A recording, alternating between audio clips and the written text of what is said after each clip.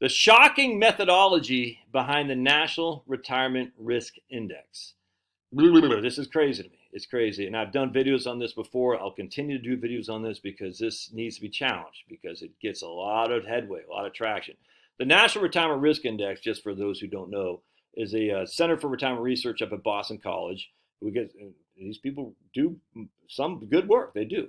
This isn't one of them, but they do some good work, and they get a lot of headway because they're an academic, and they're not a sales organization. They're academic. Okay, so everyone says, "Oh, they're academics. They must know what they're talking about," and this gets lots of traction, lots of traction. So let me just show you. If we go over here, I just typed into Google National Retirement Risk Index. We can see this Center for Retirement Research at Boston College. But who? Oh, Prudential Annuities is citing it. Whatever this group is, NRMLA is citing it. Reverse mortgage, something like that. I don't even know what that is. We got Portfolio Management Research citing it. We got American Society of Pensions and Actuaries citing it. ResearchGate citing it. And all these, I mean, look at this. The Street cites it. So this gets traction by people saying we are at risk for retirement.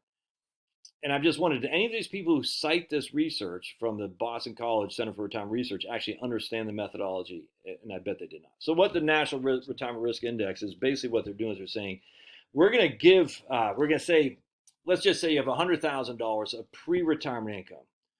What's your likely ability to maintain your pre-retirement income into retirement?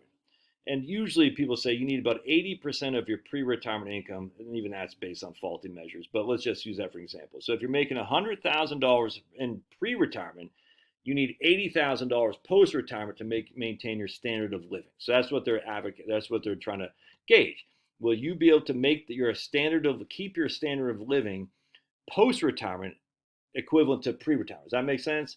Now, 80% is silly, but where they get the 80% number from inherently makes sense. You're like, okay, when I'm in retirement, I don't have to pay FICA tax anymore. My income taxes will be reduced. And I won't save anymore in my 401k. So essentially, I'll be living off 80 cents on the dollar, and I'll be able to maintain my same lifestyle, my same level of consumption in retirement than I did while I was working. Makes sense. The basis is shoddy at best. But anyway, so that would be what National Retirement Risk Index is. They're saying, hey, what's the likelihood of people's ability to maintain their pre-retirement lifestyle in post-retirement? All right. Now, the funny thing is they never say they're never saying 80%. Are they saying 80%? They don't say. We don't know what the gauge is exactly that they're shooting for. And what they do, in fact, is crazy. So it gets even worse. I'll show you here. They say, so here it is, the National Retirement Risk Index, all right? So check this out. Methodology. Constructing the NRRI, National Retirement Risk Index, is a three-step process. They're going to project a replacement rate. Remember, I just said 80%. Retirement income as a share of pre-retirement income. But they don't say 80%. We don't know what they're using for a replacement rate. We have no idea. But they're projecting a replacement rate that is unknown, all right? Then they construct a target replacement rate consistent with maintaining a pre-retirement standard of living in retirement, okay? So we got a projected rate of replacement rate, which we don't know. Then we're going to target that replacement rate to see if we can maintain our pre-retirement standard of living in retirement. Here's where it gets interesting. And that's interesting in and of itself, but here's where it gets even interesting. Compare the projected and target replacement rates to find the percentage of households at risk. So the first thing in this is we got to figure out what our pre-retirement income is. Everything is based on our pre-retirement income. So we go down here. All right, check this out. Here's how we're figuring out our pre-retirement income. You think, oh, just look at your W-2, look at your 1040. No, that's not what they do. For homeowners, your pre-retirement income includes earnings, your W-2 or your 1099, on your 1040, and imputed rent from housing. This is your pre-retirement income, imputed rent from housing. What? Your imputed rent from housing. This is similar to the CPI where they use OER, owner's equivalent rent, to say how much your inflation grows. You're like, but my cost of my housing isn't growing to the extent that you're saying it is because I own my house outright. Oh no, but how much would it cost to rent your house to yourself? But I'm not renting my house to myself. Yeah, no, we know that, but how much would it cost? $3,000. Oh yeah, that's your owner equivalent rent. That is used to the biggest extent of your CPI, Consumer Price Index. And they're doing the same thing here. Can't believe it. They're using right here, includes imputed rent from housing as part of your pre-retirement income. So if you own your house outright, they're going to say what it costs you, and your imputed rent is $2,500 a month. Oh, that's $30,000 a year. as part of your income in retirement, income pre-retirement, your imputed rent. I'm not making that money. I don't pay that money to myself. I don't get that money, but that's what we're going to say is part of your retirement income. It makes no sense.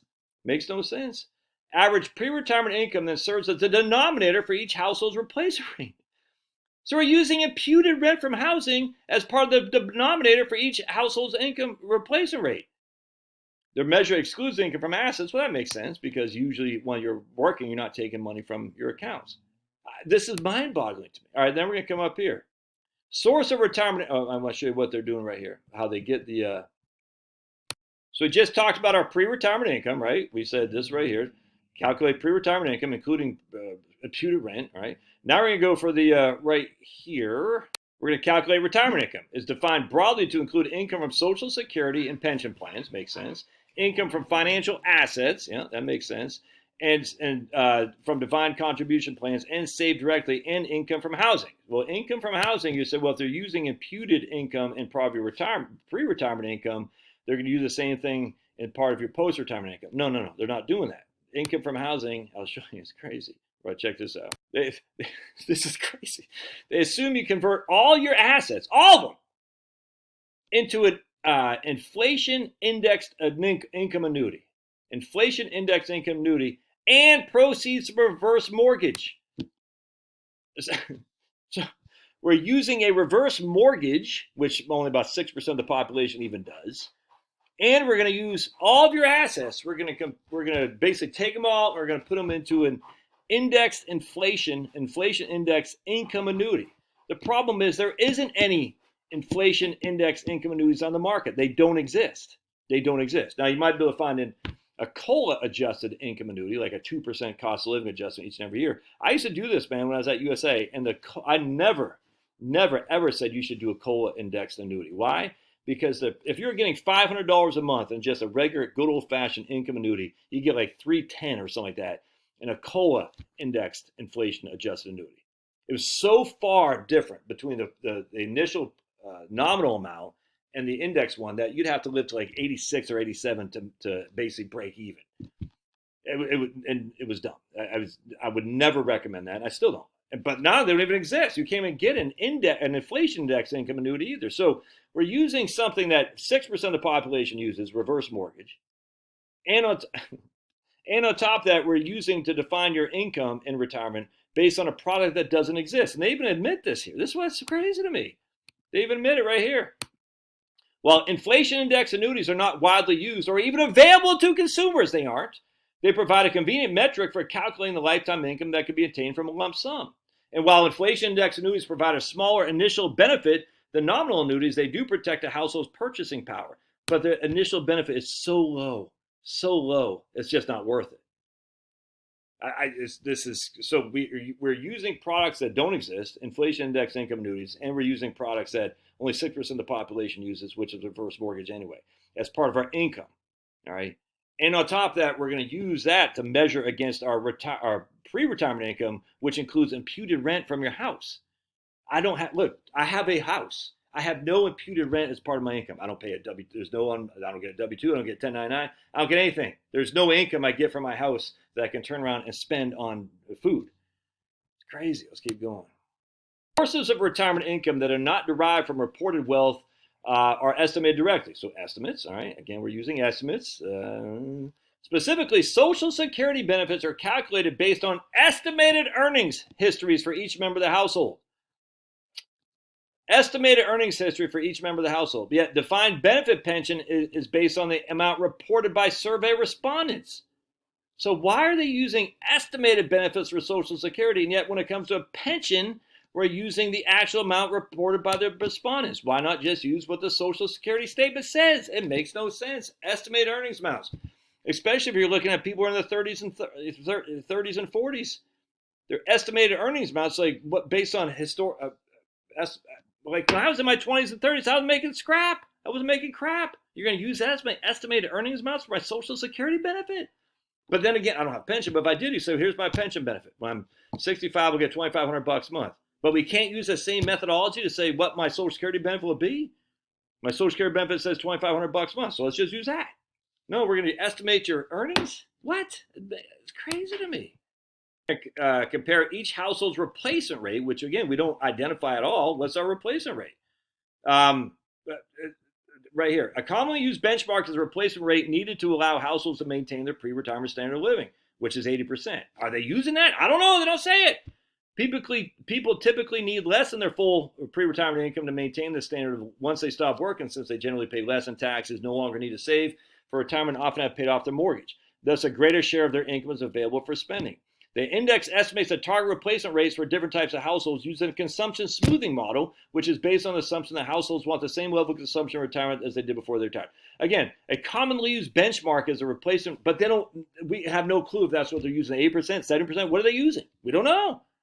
But a commonly used benchmark is 80% pre-retirement income. All right. So then the final step is comparing each household's projected replacement rate with the appropriate target. Households with projected replacement rates, and again, we don't even know what the replacement rate is that they're shooting for. They don't say. And then they're using this. We're using a consumption smoothing model. Now, look, I'm all about consumption smoothing, but what does that mean? What is our pre-retirement income? What is our post-retirement income? And what is the ratio that we're shooting for? We don't know. And yet everybody's citing this as if it's freaking God's spoken word. Look at all this. It's crazy to me. We don't know. And all these estimates that go on there and how they come up with it are just based on it's on income annuities that don't exist, reverse mortgages that very few people use. It's nuts. And then you look down here. Let me show you something else. Oh, by the way, if you do an income annuity, you're not getting any market growth, right? So never mind the 4% rule, which is again silly in of itself, simply because we don't have any evidence that people's spending grows each and every year with inflation and retirement. The evidence is not out there. Show it to me. I'd love to see it. Give me anything that shows retirees spend more as they age. Give it to me, man. Give it to me, baby. But it's not out there. It's crazy. And yet people are using this to, I don't know why. I don't know why people, they're using this to push an agenda. Well, what's wrong with it, Josh? People, they should save more. Okay. But people don't necessarily have to work longer. And yet this is what the assumptions are always applying. Work longer, save more. Work longer, save more. And it's just, anyway. All right, so don't forget to smash that like button. Freaking boom. Just go left jab, uppercut, the like button. Left jab and uppercut, the like button. Right cross that like button. And you can fondle it too. Hey, baby, woo. This drives me up the wall. All right, so anyway, to wrap this up. We have no idea what replacement ratio they're using. I'm assuming it's 80% because they use a commonly measured one. And that's what commonly measured. That stupid Aon Georgia State study from many years ago is taken. I assume and we know that they're thinking that your income's got to rise each and every year with inflation. No evidence of that either. Okay, whatever. We're annuitizing everything into an inflation index income annuity that don't exist right now. All right, so they don't exist. And we're also taking your household wealth and including into a reverse mortgage. I'm for all reverse mortgages, but very few people do that anyhow. All right, part two is that's our income in retirement. But then what do we use to measure that against? We use that pre-retirement income, which includes what? Your imputed income off your house. All right, love your thoughts. We'll see you. God bless.